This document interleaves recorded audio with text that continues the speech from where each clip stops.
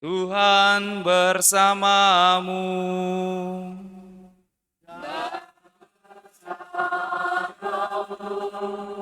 Inilah Injil suci menurut Lukas. Dimuliakanlah.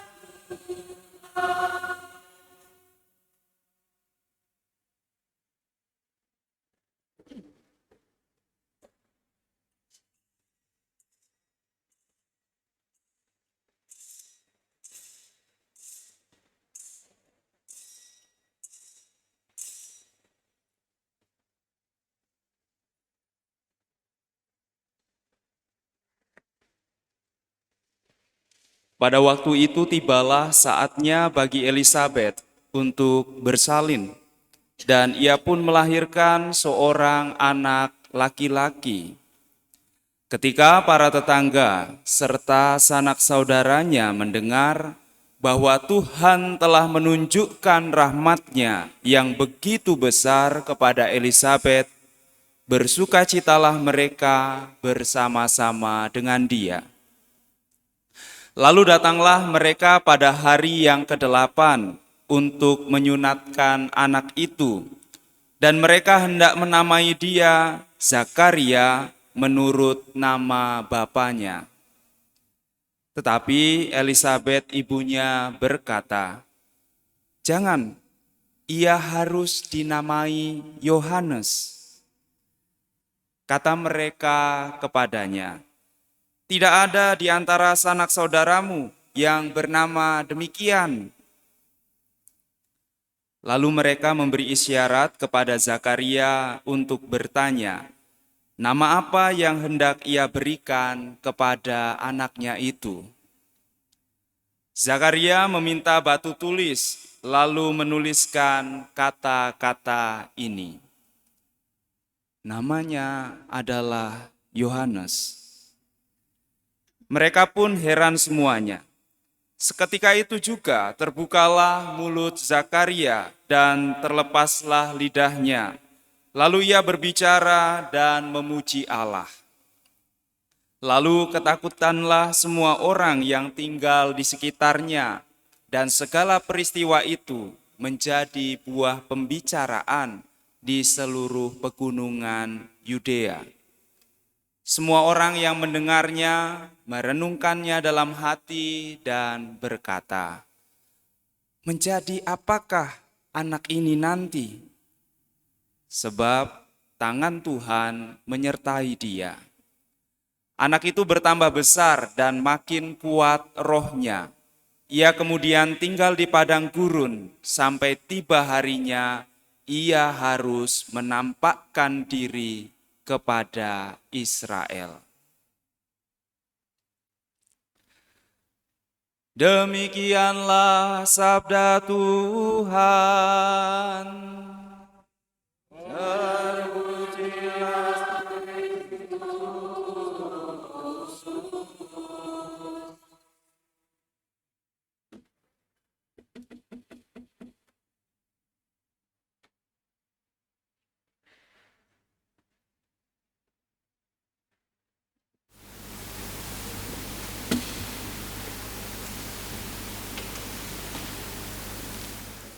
Saudara-saudari dan adik-adikku yang terkasih dalam Tuhan, hari ini kita merayakan hari kelahiran Santo Yohanes Pembaptis. Antifon pembuka dalam perayaan Ekaristi ini dengan singkat, padat, jelas, menggambarkan siapa itu Yohanes Pembaptis. Pasti sudah lupa, maka saya ulangi lagi. Datanglah seorang yang diutus Allah, namanya Yohanes. Ia datang untuk bersaksi tentang terang dan menyiapkan suatu umat yang layak bagi Tuhan. Sudah dengan jelas menggambarkan siapa itu Yohanes. Yohanes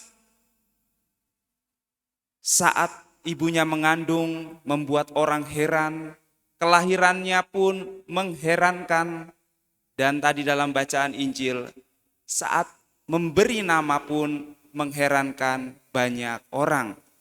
karena tidak ada dari kaum keluarganya yang bernama Yohanes. Yohanes itu dari bahasa Ibrani yang kalau diterjemahkan ke dalam bahasa Indonesia artinya adalah Yahweh menganugerahi, atau Yohanes itu artinya anugerah Yahweh, anugerah Allah.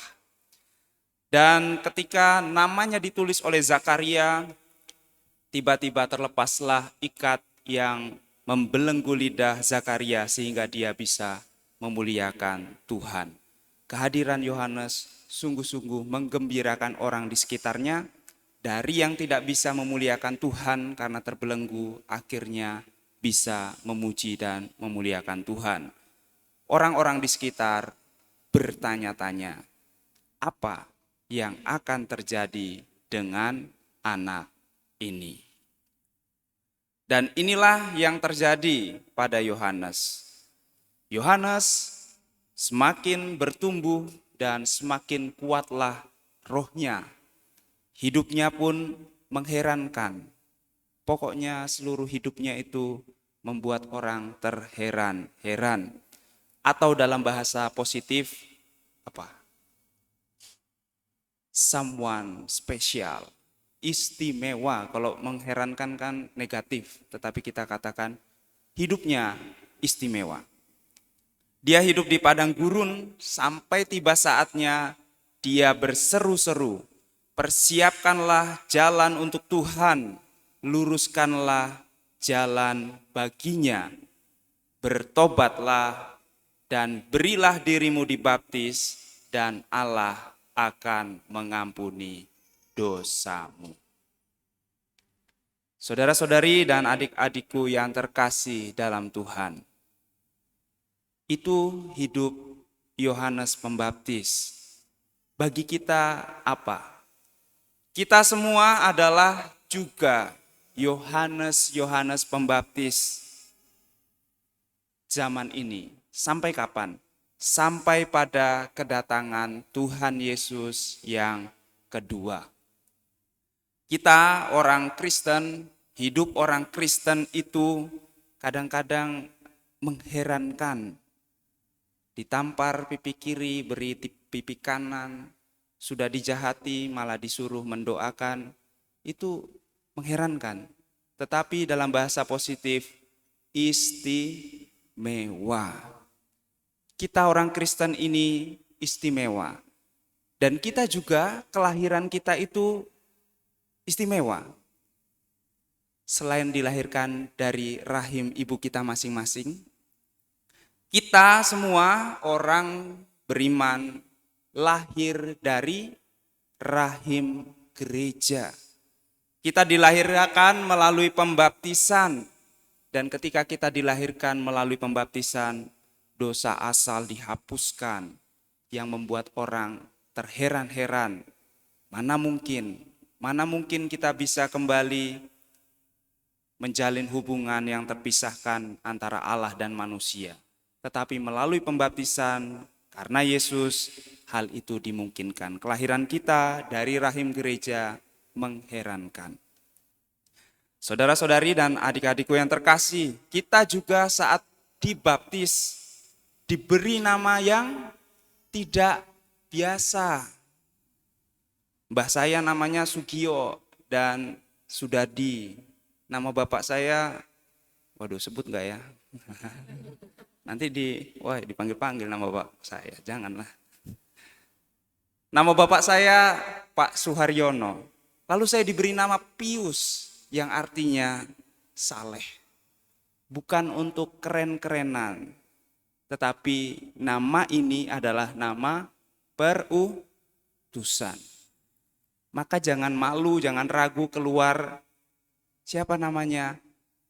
Agustinus, Stefanus, Petrus, apalagi ya? Michael, Titus, apa lagi? Jangan takut, karena dari nama kita orang langsung tahu dia adalah orang Kristen. Dan ketika kita memperkenalkan diri kita sebagai orang Kristen, tindak tanduk kita pun juga dengan serta-merta terbatasi, terawasi oleh nama kita. Jangan nama baptisnya disingkat, kemudian malu untuk mengakui nama baptis. Nama baptis itu diberikan dengan secara istimewa di dalam gereja. Bahkan kalau baptisannya dewasa, dirayakannya luar biasa dalam malam Paskah. Pestanya luar biasa, misanya 4 jam atau 3 jam. Sungguh-sungguh istimewa.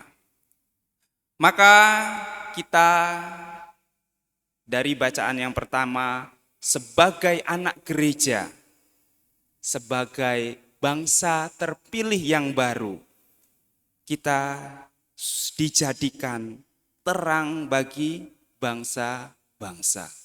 Dan Yesus pernah bersabda, hendaklah perbuatanmu yang baik bercahaya di antara bangsa-bangsa. Dan dalam bacaan kedua, perbuatan kita yang baik, yang bercahaya itu untuk siapa? Untuk diri kita sendiri? Bukan.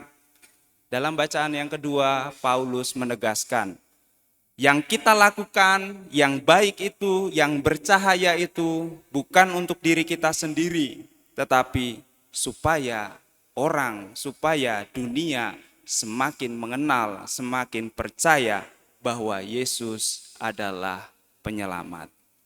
Maka bolehlah kita mengatakan perkataan Santo Yohanes Pembaptis yang terkenal ini. Biarlah dia menjadi semakin besar dan aku semakin kecil. Semoga dari perbuatan kita yang baik, yang bercahaya, bukan nama kita yang semakin besar, tetapi Yesus yang kita bawa yang semakin besar di dunia ini. Semoga Tuhan memberkati kita.